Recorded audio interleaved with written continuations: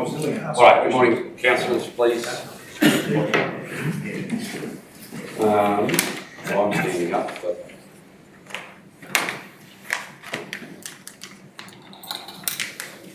Councillor Gleeson, if I ask you to lead us in prayer, please.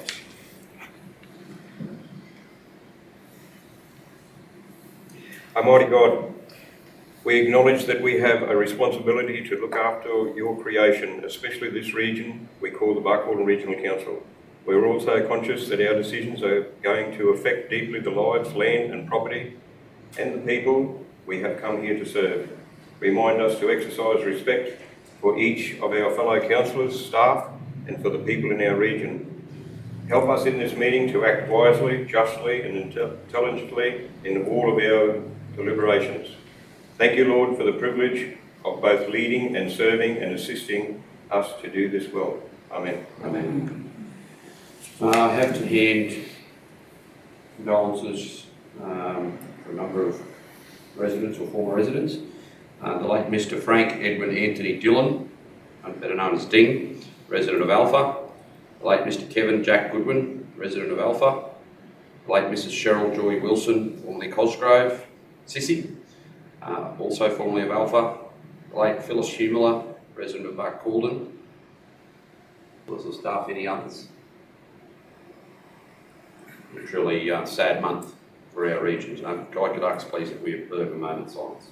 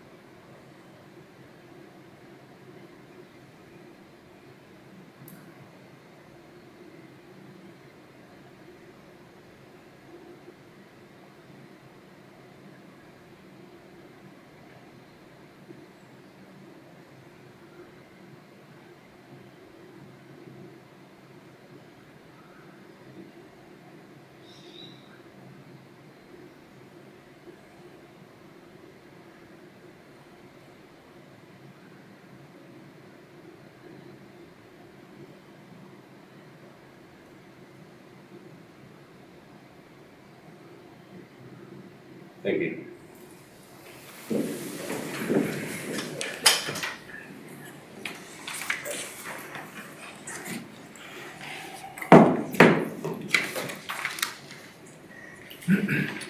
All present, true and correct, so no apologies.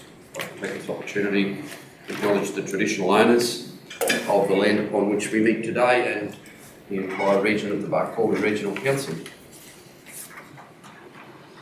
Declaration of prescribed conflict of interest. Councillor Peters. Mr Mayor, I'd like to declare a prescribed conflict of interest for 3.3.4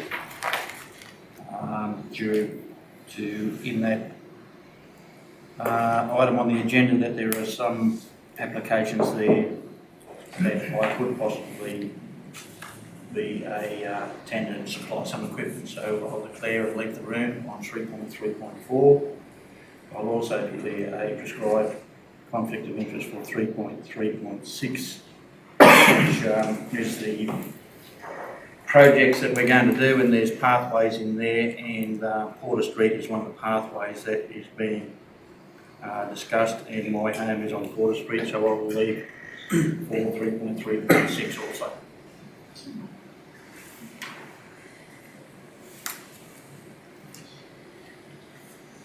Councillor Gleeson.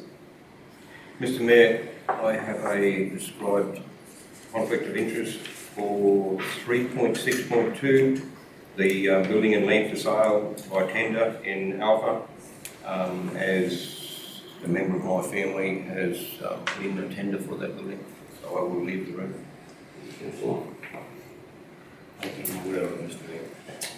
Councillor Arthur. Mr Mayor, I have prescribed conflicts of interest in 3.5.2 and 3.5.5, the approval of the tender exemptions for Michael Hallman Transport and supply of wet hire or graders. A close associate of mine is a tenderer for the contracts. It's Michael Hallman from Michael Hallman Transport, and he is my employer. Thank you. So that's 352 and 355. Yes, correct.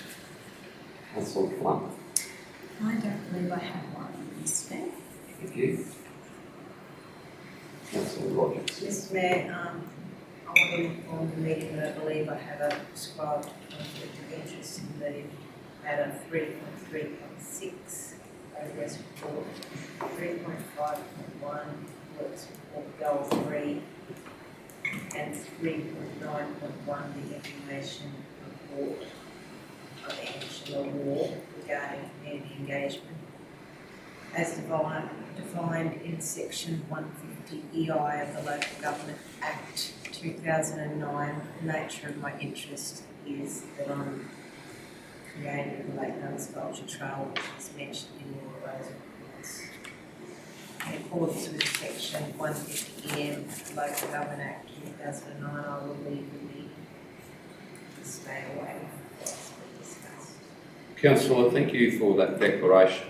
CEO and I had a brief chat about this the other day. Do you believe that it is so obviously you do, but can I just ask around a prescribed conflict of interest as opposed to a declarable conflict of interest in the works associated with the sculpture trail? In that, those works that we would be undertaking on that, for example, the stopping bays, the impact that I guess a lot of councillors have just picked up the old MPI was the highest one, and the new highest one is the prescribed conflict of interest. And Councillor Arthur makes this distinction quite well. I don't know that they are, because I know they're not the same thing. So I'm happy for, realistically, those are just they're not decision reports today anyway, they're just for noting.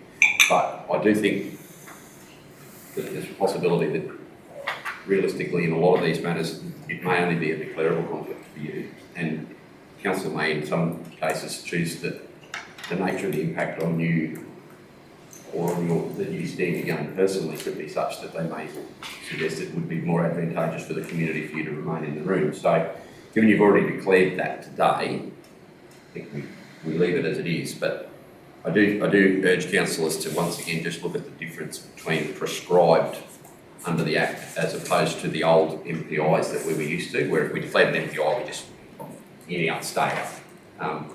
I would suggest that advice is probably the same for everybody. There is a difference between the MPI arrangements and the prescribed. So, happy with that, but I just would ask that, because there could be times, councillors, where we are being overly cautious within the definitions of the Act. Council could elect for one of you to remain in the room because you're not actually materially benefiting it at all from it. So I believe the new system actually has some benefits over the old one. It's greyer in the interpretation of it, but it actually has a little bit more flexibility to allow people to do their jobs that the ratepayers have elected us for, and that's to stay here. So if you're not going to materially benefit, or a close associate, as Councillor Arthur outlined before, so I'm not trying to get anyone in trouble, Councillor Peoples. No. But Mr. Mayor, I'm not looking at you taking that. I do urge that there will be some further training offered to us here in March on this specific issue, and I intend to use every one of you as individual examples in that training to see whether we can get a bit more clarity around this, because simply receiving a report about where we're at with the stopping bay on the sculpture trail, for you to have to leave the room on that, Councillor Rogers, you don't benefit anyway. It's not like you run the toll road out there or something like this. I appreciate your transparency and but I do think that we need to refine that somewhat. I thank the CEO for drawing it to my attention. And Mr. Mayor, what I was looking at you and wondering was, you've stated there that you think there's a difference between an MPI now and the new prescribed. Most definitely, yes. What's the difference? How do you see that? Because under the new system, you can declare that you have an interest in it. So obviously Melinda has an interest in the sculpture trail, because I'll use this example if you don't mind, Councillor Rogers, because she constructed the sculptures that are on there and continues to get notoriety as a result of that work. Mm-hmm. But does she directly benefit from work that we do on the road for the sculpture trail? And if we as a council don't think that she stands to benefit from personally from us constructing, say, stopping bays or toilet blocks on that track. If she declares her interest through her affiliation with the construction of the sculptures, we can then choose whether it's in the public interest for her to remain in the room or not. So Whereas under the old MPI arrangement, once an MPI was declared, you must walk out. Council had no say in it, and the COIs were more for your involvement in community groups, not your own personal involvement. So that's the distinction that I see under the new regulations. And the close associate stuff is also, which is completely unrelated to this, but the close associate need not be your employer. The close associate is the area that tightens it somewhat. You know, the people that you regularly are close associates with could be good friends. If one of them stands to benefit under this, which wasn't the case previously, then you have to walk out. So they're the differences that I've detected in the regulations. Okay. Well, I just see the MPI as, you know, the prescribed COI as the new MPI. And largely I think that's right, but there are slight nuances, and one of them is the one that I just used with Councillor Rogers that I think does allow for a slight degree of flexibility there around that. But Councillor Rogers would have to go to a declared COI instead of the prescribed. I believe that option may be available to her with more investigation, yes. Yeah. Mr. Mayor, even though Melinda's business is formed around that, if Well, that's why- is involved there, So councillor, that's why I think we need to do a little bit more with it, and I'm sorry for making examples of councillors, but we're a pretty close team, so I think we can all learn from it. And every one of us at some point in the last 12 months has declared either an MPI or walked out. So we may choose as a room to still exclude Councillor Rogers from that. Like that, the decision then rests on the 6 of us around that. But we've had instances in the past where the advice of any one of these councillors on something that they aren't really going to benefit from would enhance the decision making in the room, but we've had to exclude them via the MPI COI regulations. There was no option to ask them to stay in the room. If there's the possibility to do that and we aren't contravening the Act or we aren't lining someone's pockets, to use the colloquial phrase, the system has got that rigour in it, I believe, to be investigated. So the example that you just used, it may well be our interpretation of it in the room that no, Melinda's better for her sake to stay out of the room, and that's why we make these decisions. We're not actually doing it to exclude anybody. We're making the decisions at a declarable state to protect councillors and to protect ourselves. I was just using it for Melinda's side of things, that she's covering herself. So Melinda, I've done a lot of talking there, but are you happy to proceed with that for now, and we look at that a little bit further, especially around those? Yeah, Mr. Mayor, I'm happy to think about it. I think I'd like to do the training in March first before I make any changes. So I think at this stage I'm hopeful it'll be before our next general meeting. We may all have to go to Longridge for it, but I'll find that out when we know the dates aren't set. All right, sorry, I've abrogated, sorry. Declarable COIs, Councillor Peters. No, I think I'm right, Mr. Mayor. Declarations of declarable conflicts of interest. Councillor, please. Mr Mayor, I feel as though that I'm right. I believe I'm right, Mr. Mayor. No, Mr. Mayor. Mr. Mayor, I have a possible one in goal 4 of 3.5.1 if we're going to talk about the mitigation on the 3.5.1. and goal 4.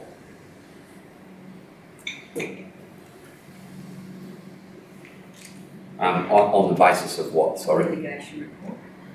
The mitigation report. So on the basis that a family member of Yes. yours is affected by the Yep. recreation park flooding issues.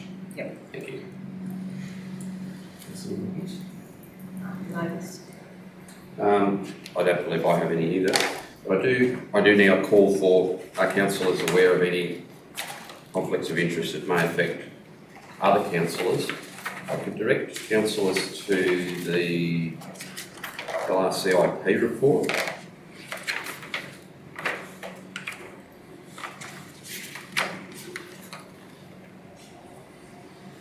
Which I can't find. I'll go back to the 3.3.11. There's listed in that report is a project for Barcaldine Showgrounds public address system. Just raising it with two councillors who I know are on executives of groups that utilise that facility, both the Barcaldine Campdraft Association and the Barcaldine Show Society. I personally am happy for you to remain in the room. I just believe that you may have a conflict of interest in that through your role. So it's up to you to decide. Should you wish to declare it, I will very swiftly move that you be allowed to remain in the room. But I don't believe there's a problem. I just think so you're on the, so don't forget, declarable conflicts catch people who are executive members. If you're just a committee member, it doesn't matter. Councillor Arthur, I believe you maybe just be a member of the football club, you're not on the executive. I don't hold office in any bearer. of the community groups. Nobody else is an office bearer on anything like West Tech or Rugby Union, Scouts. I'm not sure, so I'll just repeat, councillors, I don't want you to leave the room, I just think you should declare. I will declare. So Councillor Plum declares because you are a office bearer on the Barcaldine Show Society. Yep. Councillor Gleeson. I will declare, Mr Mayor, because I'm the president of the Barcaldine Campdraft Committee. Thank you for raising that.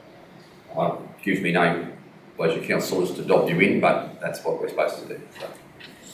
I wish we could, yep. Okay, I'll do it this individually, Trish, sorry. So this will have to be a formal resolution. Just didn't give me a warning on that one. No, that's all right. Up there, under declarable conflicts of interest, I will move Councillor, to do this individually, Councillor Plum. Just move names, Ron and Jess will tidy it up Okay. later. Be allowed to remain in the room for the debate and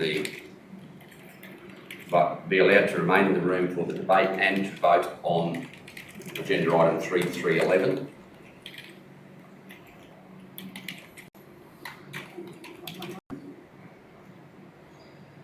Call for a seconder. Councillor Hanson. Those in favour? So that vote will be 6-0, please. And the exact same wording this time for Gleeson. Councillor Hanson, are you happy to second that one as well? So you can complete copy to get the results of the vote in a moment.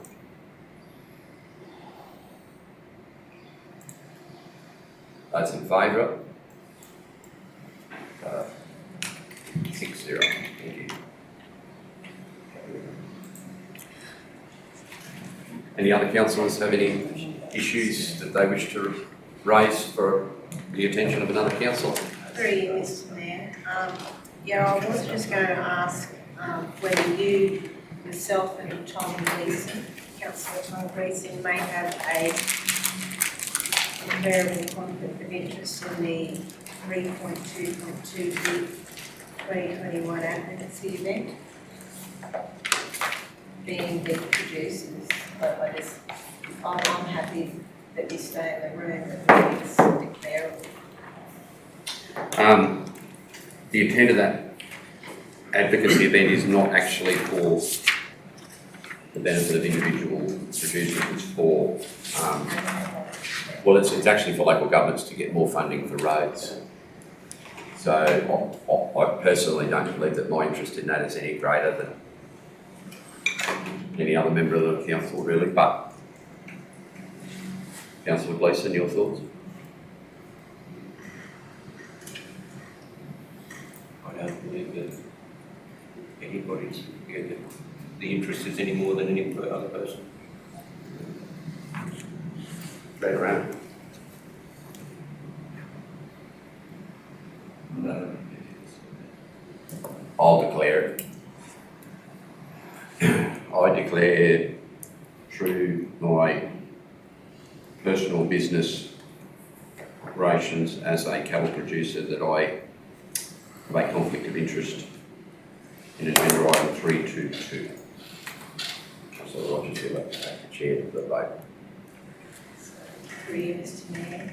I always move it that you remain in the room. Yeah. I'd like to move that Councillor Dillon can stay in the room while this matter's being discussed and voted on. I'll second that.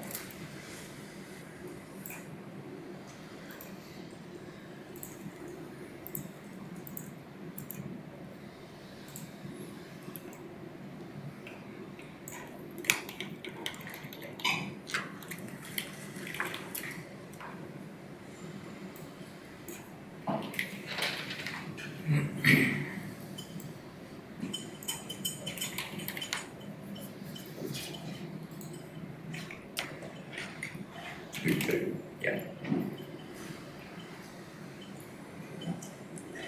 I'd like to put that to the vote. All those in favour? All those against? Councillor, can somebody move Councillor Gleeson? Councillor Peoples, seconded. Actually, Did Councillor Wilson declare? yeah, are you declaring? Sorry. Sorry. I didn't actually use the word, but yes. Yeah. You'll declare, thank you. Councillor Gleeson's personal business operations as a cattle producer, even if he is running out of them due to the drought, he's still technically one of them.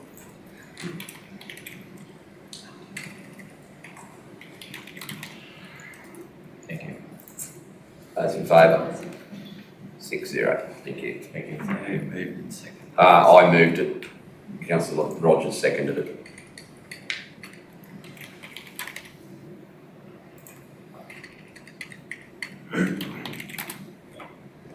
No. Can you do No. that? The top one, wait. The top one, Sean can't move that one. That was, No, no, this is for the one underneath. Sorry, I've got it. I'm looking Okay. at the wrong way, Gary. okay, sorry. Fix that up. All right, any more councillors? Very good. Thank you, councillors, for your forbearance. Okay. Well, nearly skipped it, sorry. We can I have somebody move that the minutes of the 20 January 21 meeting be received? Councillor Hanson, seconded Councillor Gleeson. All in favour? 7-0. Any comments, questions, amendments or alterations? Being none, can I please ask that somebody move that those minutes be confirmed? Councillor Peoples, seconded Councillor Plum. Those in favour? 7-0. Carried. Councillors, are any of you in possession of petitions? Officers? Being none, I move to reports, section 3. Notice of intention to sell land for arrears of rates.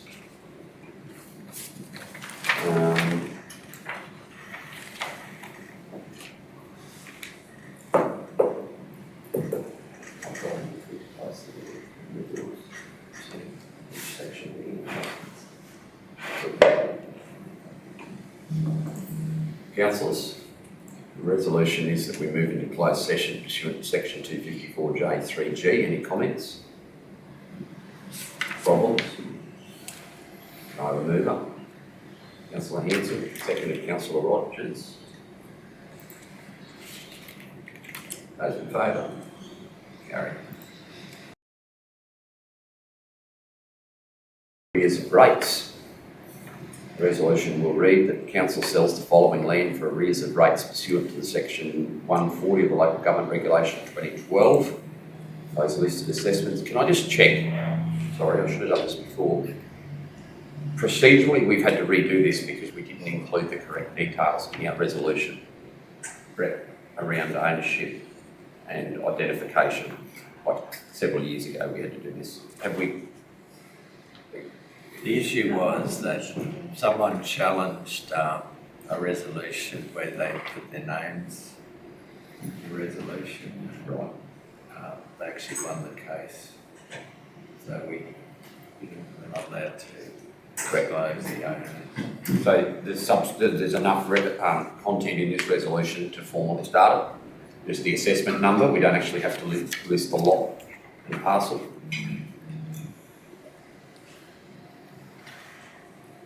that's enough, because you've got the documents supporting it.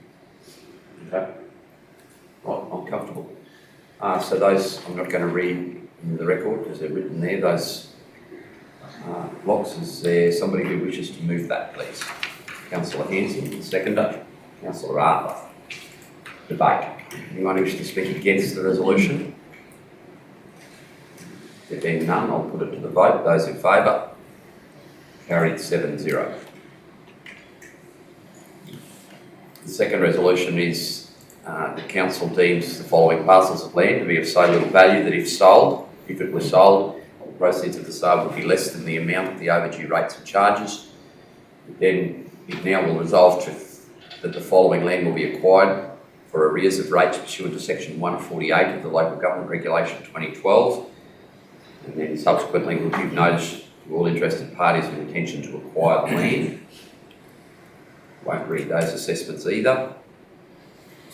Moved Councillor Plum, seconded Councillor Gleeson. Will there be anybody speak against the resolution? There being none, I'll put it to the vote. Those in favour? Carried 7-0. Resolution 312. Agenda item 312. Council acquires the following parcels of land for overdue rates and charges.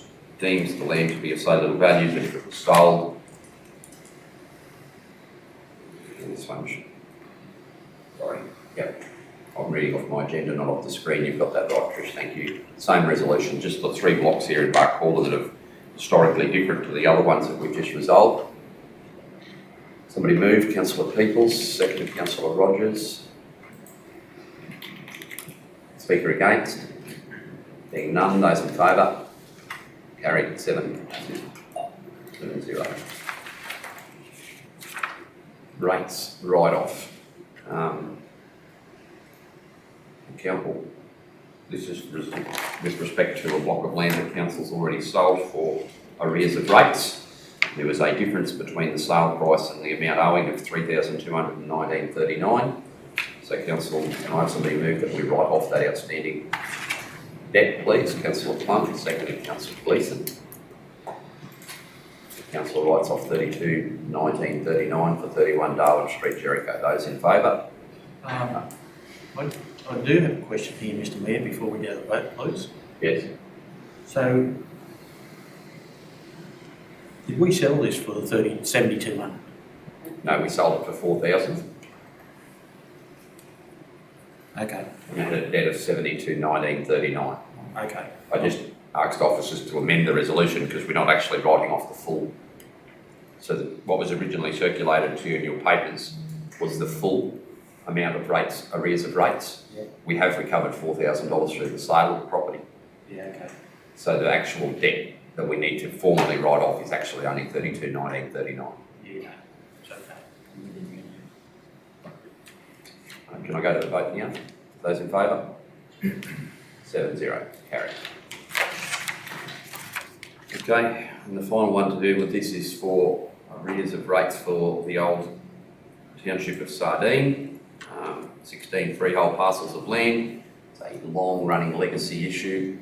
Hopefully will be resolved in 6 months as a result of this resolution. So I have somebody move that we commence the acquisition process. Councillor Gleeson, seconded Councillor Arthur.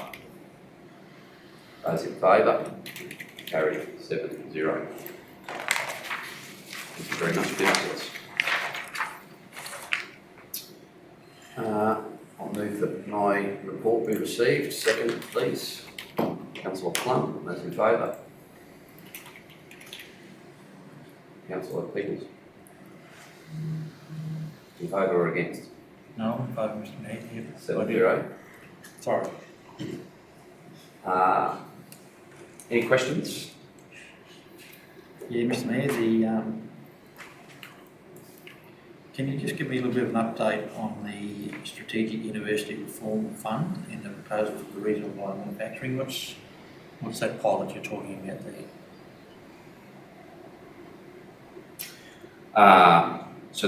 Under the terms of our memorandum of understanding with QUT was to jointly support the development of various research initiatives within the region. Queensland University of Technology have applied to the federal government under that Strategic University Reform Fund for a pilot project for the production of biomanufacturing technology, and they would like to trial that. If they're successful, it will happen in the Buckhorn area. So it was just a support letter that we support what they're attempting to do. There's a similar initiative that was funded through that same reform fund at Redlands. They don't have a formal MOU like we do with QUT, but they are a close strategic partner. It was for the production of hydrogen. It's now going to go, so it's about 4 years old, I believe, and it is moving out of pilot stage into full workup. A commercial partner is going to take over production. So I deemed that it was in our council's best interest. This is a serious project, like all pilots, it won't fall over, but QUT have got the runs on the board in terms of the capacity to move things from pilot to commercial production. This is not necessarily linked to other biomanufacturing proposals for our region. This is a standalone. This is not to be developed in conjunction with other economic development initiatives that are around, for example, like the Sunshine Energy proposal. This is a standalone QUT developed, funded by the federal government, and I indicated that we'd be able to provide, local corporate knowledge, that sort of support, access to people who know the area and know what resources may be available for biomanufacturing. Thank you. And other kind of support, like showing them around and that sort of stuff. Was our contribution. So we're no financial contribution to the project. I think it's a pretty drawn out process. So they put their submission in, but they could be 12 months. By the time the evaluation of each university's submission occurs, it could be 12 months before they're aware of the success of their application. Yep. Any other questions? Okay. 322. Have you just discussed this before we move to a resolution one way or the other? It's in line with the work I've been doing around East-West advocacy.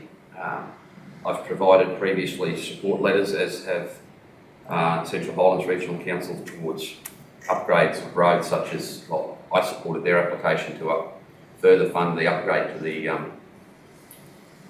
Tambo Springshaw Road, and they subsequently supported our application to further update the Capricorn Highway, both subsequently of which received funding. Not saying it's directly as a result of each of us patting each other on the back, but certainly have had some detailed conversations around developing a closer relationship between our tourism staff. This is another initiative, obviously, to support advocacy that, realistically, if you look at those shire councils that are listed there, got just under 22% of Australia's beef production happens in those local governments. They're the highest concentration of beef on any part of the mainland of Australia, excluding King Island obviously out of that because it's very dense for the size of it, but that is the hub of beef production, not only in Queensland but in Australia, that encompassed in that area.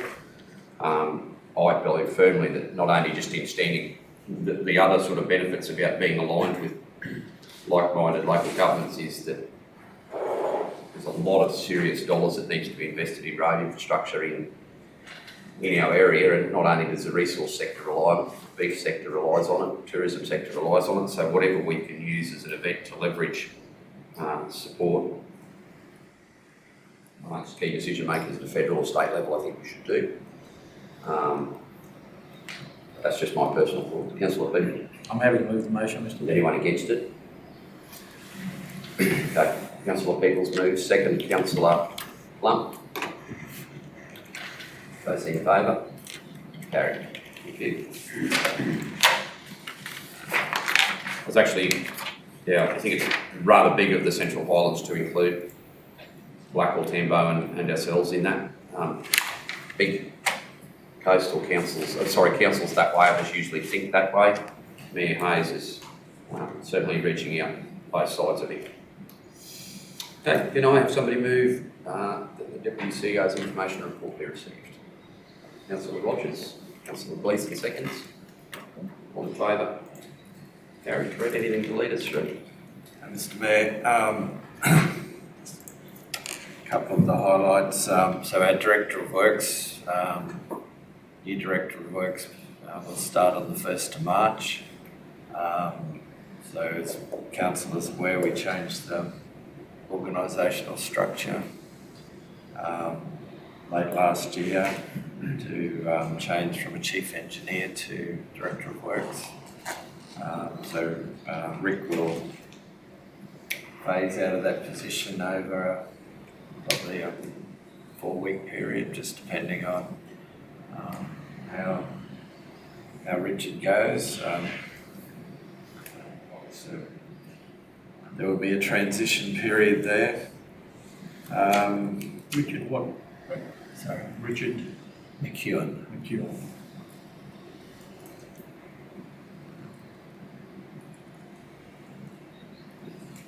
The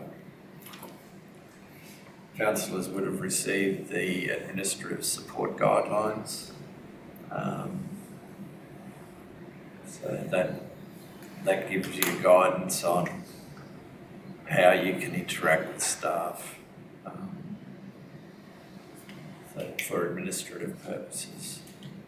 So that it's very important that you're aware of that, what those rules are. Because currently under the legislation you can't direct a staff member. However, through these guidelines, it gives you the opportunity to be able to interact on certain matters.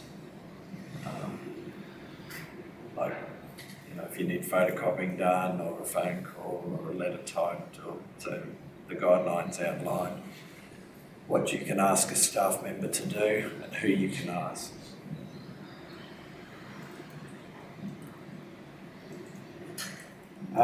So we've, after the last meeting, we have had negotiations with the purchaser of the residential land, so that's progressing. Jenny can talk about that in her report. We finally have received the audit report for community care services.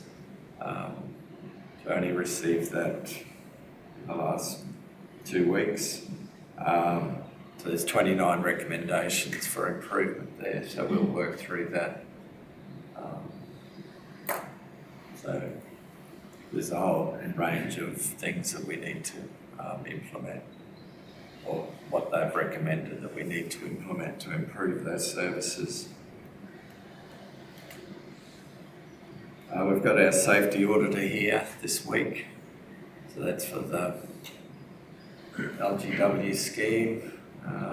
So we have our exit interview with him tomorrow morning, so we'll find out then how we've gone.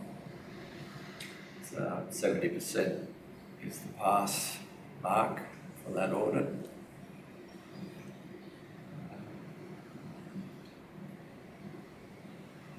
The Australia Day celebrations was in all towns was good. There was good numbers, so that was very successful. I met with the Department of Resources, as they're now called, in Longreach about all the land that we're trying to acquire to freehold. And that is going to be a long drawn-out process because it's all those applications go into a statewide pool, and then they triage them on a level of importance. And so the ones we've submitted in October last year still haven't even been triaged, so they're still sitting in the pile waiting to be assessed. I have asked that we prioritise the Muttaburra land because the Roobox's Western Game Processing is very keen to get those Rooboxes on there, so I've asked that to be a priority, but it's still going to be an 18-month process.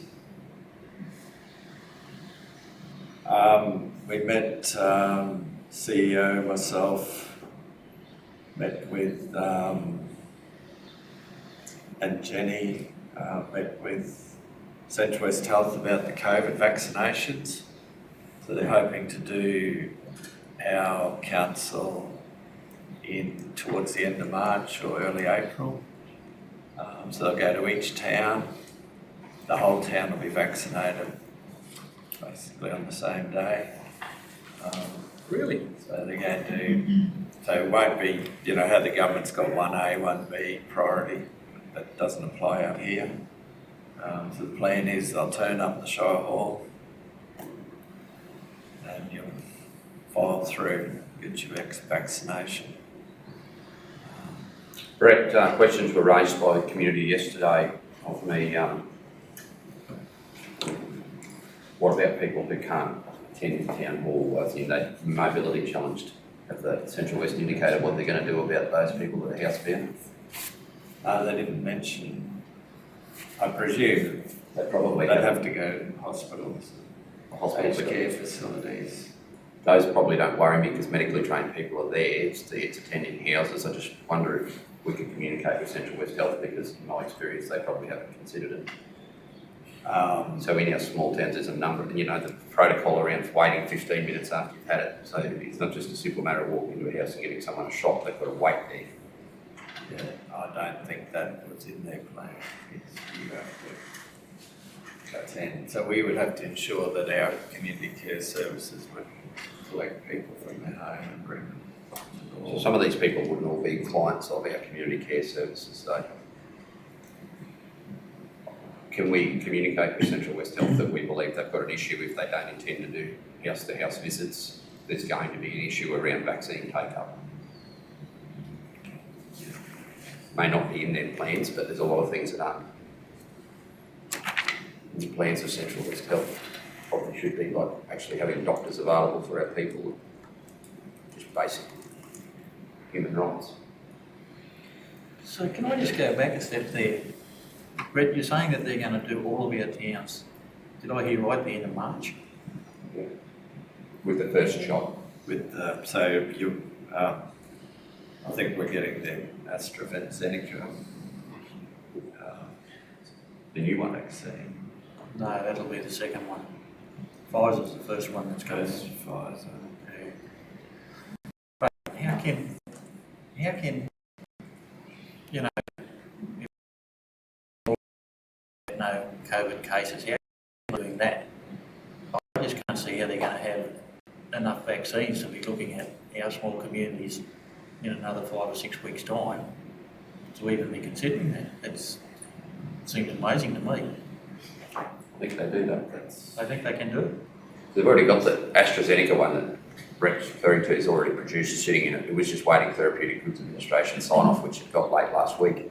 It's sitting here in mass production. So the Pfizer stuff, the few 20,000 doses or whatever that's arrived was dwarfed by the amount of AstraZeneca one that was developed, produced locally in Australia by CSL. So the volume of it available to be rolled out is significantly higher. Okay. And it doesn't require dry ice storage. It doesn't have to be at -70. It's just 2 to 8 degrees, much more logistically friendly to move out here. Well, they've got a bit of work to do to inform communities too. You know, I'm nervous that they think they've done that. well, we're sitting here as a council today is the first we've heard about it. No, by their meeting with Brett Manor, I think that the thing that alarms me is they can't, that they're going to have to do it. Like I personally have got no confidence that they would have the capacity to say in a day, vaccinate all of Alpha and rural Alpha. Like, if they've allocated a day to do that, they're going to need 25 staff and 25 different rooms. Like that's 1,000 people. Yeah. Like, unless they're assuming they're only going to get a 50% uptake, which they may, I've got no idea, but they want a few guinea pigs. Brett and I are the guinea pigs to line up to get photos taken of us getting the needles to engender confidence. Anna's going to go last in case something happens to Brett and I. So, I mean, but no, in all seriousness, we do need to set the example. So I'm more than willing to line up. I'll get 5 of them if I have to hurry up and get people to do it. But I'm very worried that if they're allocating 3 days to do Barcaldine and a day for each of our small communities, they're not going to get them done. Timing was Mr. Mayor, but they've worked out how many they can do in a day, and then the timing may be that Alpha is 2 days, or they work it out on. I'm sorry, but I've got no confidence in them. So, So you Through might you, be Mr. Mayor, my concern would be wet weather too, because if it happens to rain, No one's coming to town. that's right. To do it all, to think they're going to do it in one pass is someone who's got no idea of regional Queensland. Like, it's just not going to work. On the news this morning, they said all front row people will go to that. The advice that we've had though is that what you're hearing in the news and what they're going to do out in regional Queensland are two different things. and then you've got to have a second injection, which, That's going to be the challenge. well, they said 4 weeks apart, but from the news reports with AstraZeneca, it's 12 weeks is the recommended time. So I don't know when the second one would be. And you can't have your flu injection within 2 weeks of this one. So you're lining up for three needles, 2 COVID and 1 flu over a period.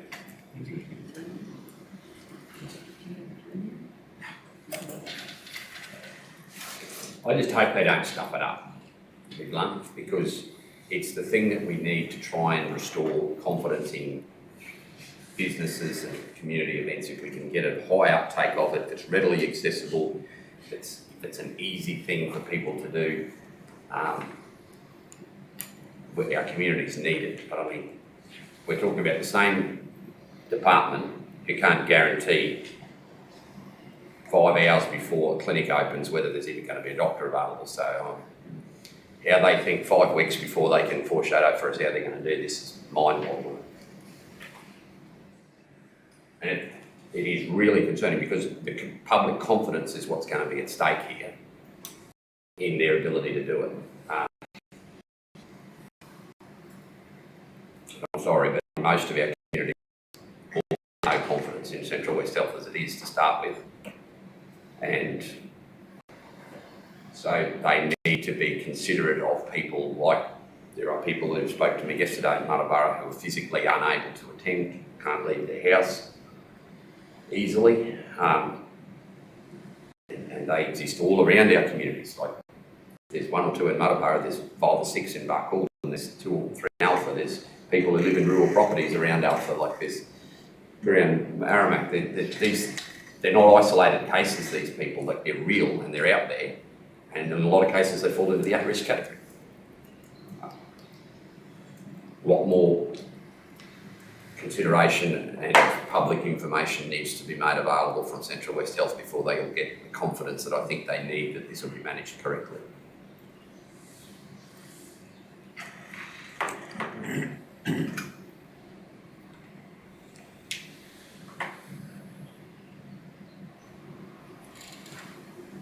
So we'll keep an eye on Central West communication to see what they will distribute it, but we won't be the source for it. We'll only be distributing what they put out. We're not accepting any responsibility whatsoever for the coordination of the vaccination here. We do not want to be associated with the decision making at all. We will respond, provide the information they need. We'll be guilty by association if we try and get involved. They'll blame us as quick as we'll be.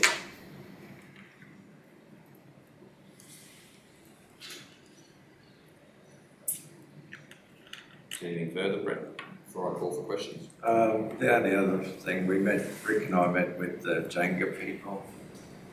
They came here to introduce themselves and to look at what work we're doing in the country. We will have to sign an agreement with them. Any works that we do in the land that they have cultural heritage over, need to have them involved. So they currently have cultural heritage and they are seeking native title. Excuse me, is that in the area that we've got a map of in the area, or is it in the whole Shire, or is it in that pocket? It's in the correspondence, there is a map. page 28. probably not really clear, page 28. Yeah.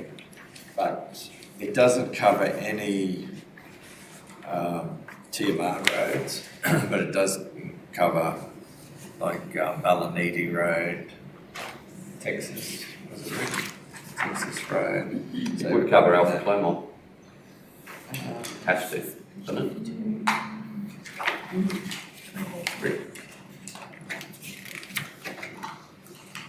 I thought it went to the west of Alpha Clermont. Lulu Park. Alpha Clermont goes east-west though. Maybe not in our shire. No, sorry, if that map's accurate, it has to. Covers the Bellienda River from south of the, covers the Capricorn Highway from Emerald to Alpha. Covers both the Emerald. Oh, sorry, I think I probably misled you there. So those maps are the native title claim. Oh, The cultural heritage map is a different map. wow, okay.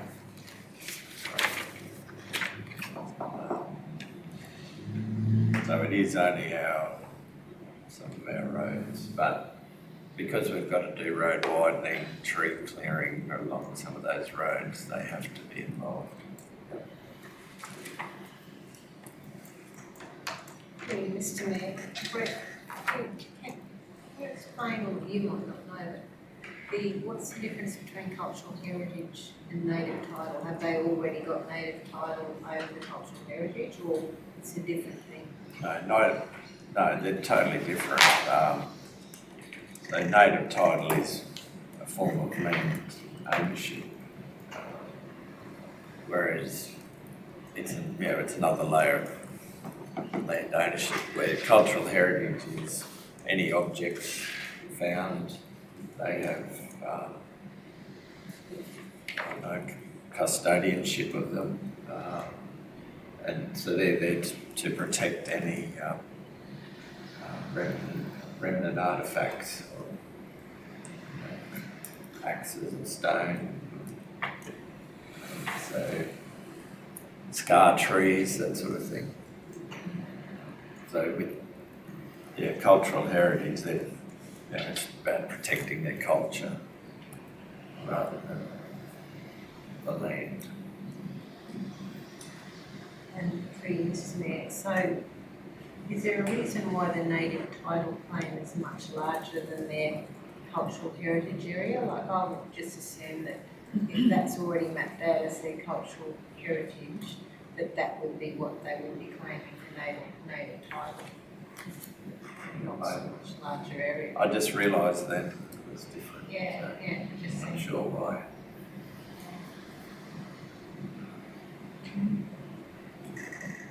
Just through you, Mr Mayor, if we've got to involve them in any of our roadworks widening and all those, that'll come with an expense naturally. So we'd have to sort of incorporate that somewhere in our work plans. It's a significant expense, councillor. They can say yes. They have a schedule of fees and charges exactly the same as we do. It's not a negotiable figure. Am I correct, Rick? They presented that to you too? Yeah. But this is what you pay. It's not a negotiation, it's a transaction. Through you, Mr Mayor, the fees and charges that the general people presented are consistent with other bodies, so. Yeah. Yeah, they're not exorbitant. But we've made very clear there's no negotiation on price. It's the fee you pay. But they're also very willing to work with council on things. They see it as a partnership working hand in hand. Any other questions for Brett's report? Any section of it? Through you, Mr Mayor, the community care services audit, can we be furnished with that?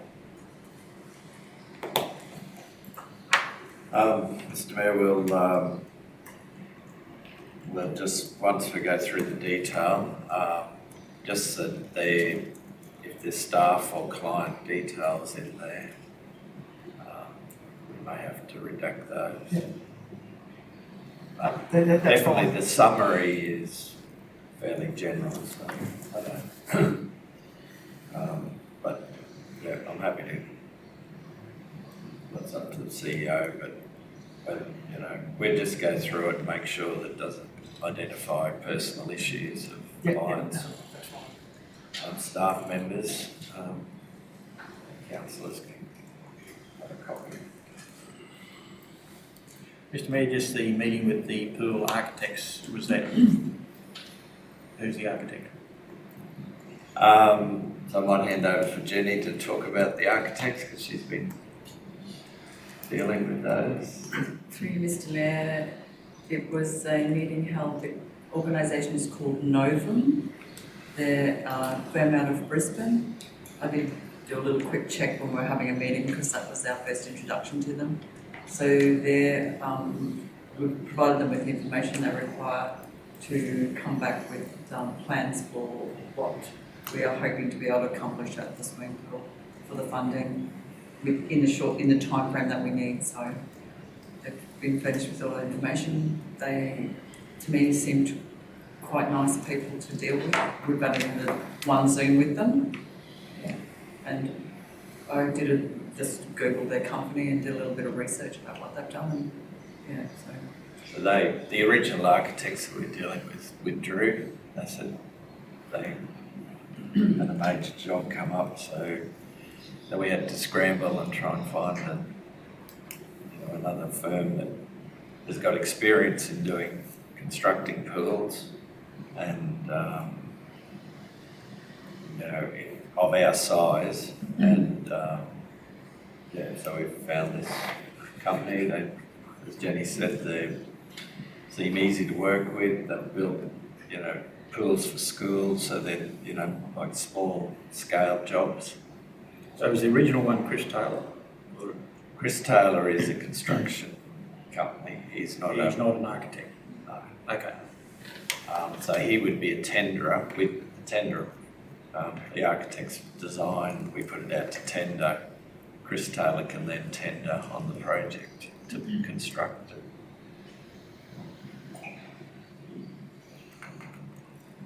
Councillor Gleeson. Mr Mayor, another question there. Negotiations with the Central West Aboriginal Corporation Indigenous Employment. The council would be subsidised for employing other people. I don't know what Indigenous. So that's is that a program? Mr Mayor, that's so under the federal government funding for the Aramac Road, you have to have a percentage of Indigenous employment and Indigenous business employment. So we've to ensure to get a local Indigenous business that can work on the road. So we've gone through the Central West Aboriginal Corporation. Which is consistent with what we did on the last federally funded Alpha Clermont road package as well. Rented houses and employed through a labour hire almost scheme and then direct employment. So that's consistent with other federal packages.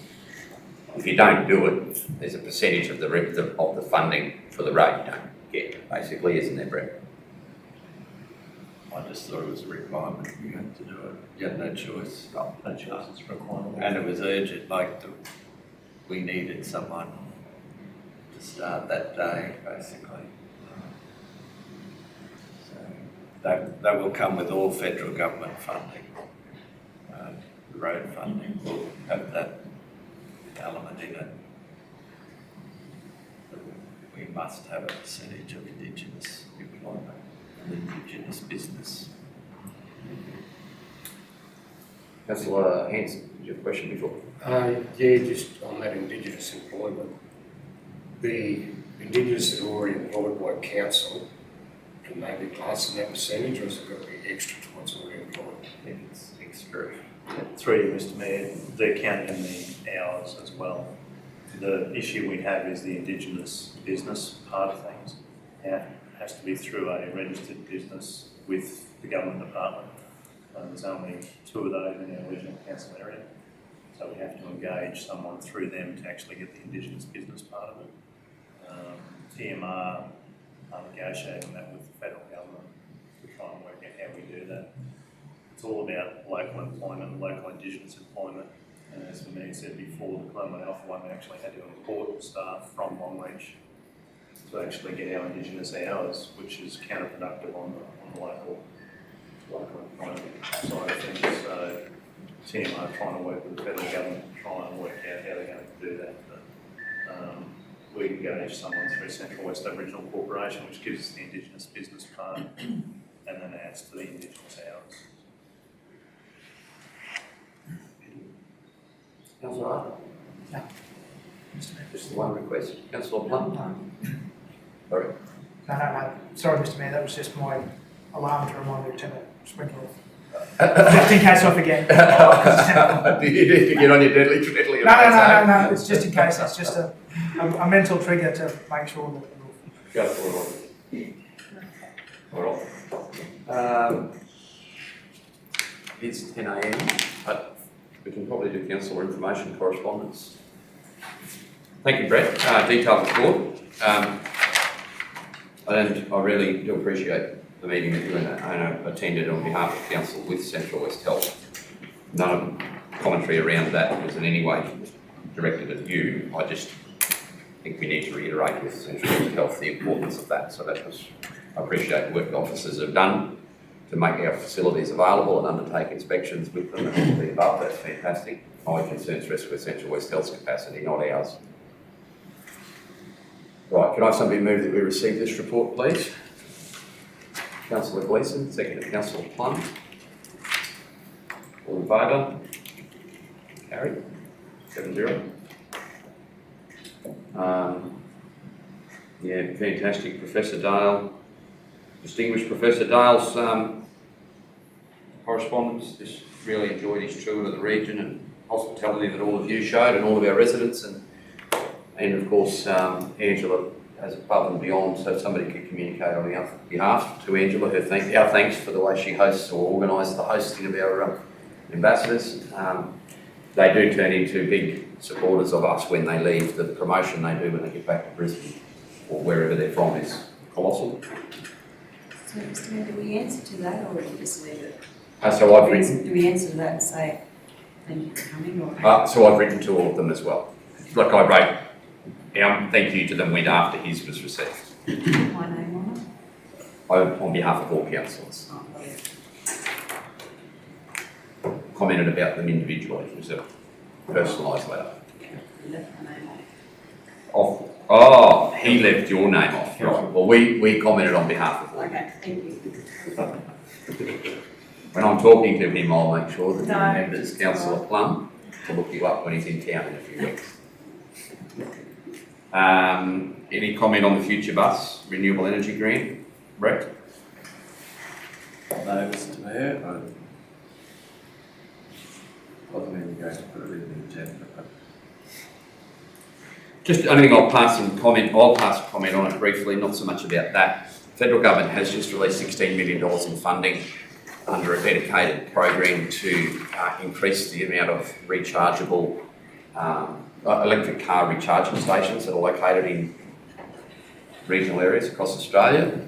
I know that we're quite in that space, but we're going to be, at some point in the future, electronic and hydrogen powered cars are all we're going to have. Like Toyota have already clearly said by 2050 they will not be producing fossil fuel powered cars. So, you know, this big whole wheel 2035. Yeah. So it's coming both to us as a organisation where our fleet will be hydrogen/electronic, and to our residents and visitors and so forth. Obviously, we've got one local business in town who's already ahead of the game. They've installed one of their own. I watch this space thing. We're probably not yet ready, maybe, but we're going to have to be ready when we consider. I guess the reason I say it, and I know councillors are interested in parking availability in Oak Street, for example, in Buckholden, and indeed when we're doing streetscape planning in all of our towns from this point forward, I think we need to be prepared for the fact that in the not too distant future, we're going to have this equipment installed somehow and somewhere. So if we do, just to use the Oak Street, if we do develop an area that's not currently utilised for car parking, the point we're doing the master planning for that, we should be considering at least what underground infrastructure might be required. You know, like the 2050 is not that far away. And there's already a number of these cars or these vehicles coming through our region. So when we're doing new streetscape planning, I think we need to at least have a consideration. And maybe we don't need the provision for it yet, that might be the answer, but we need to ask that question, whether we should be looking at the underground, at a minimum what underground infrastructure would need to be there, so we're not ripping up bitumen car parks to put it in 20 years when we've only just put the bitumen there. So, $16 million won't go very far. I'll be very surprised if it even reach this far out, but that's what they're already thinking. Any more rapid sunshot energy business press release?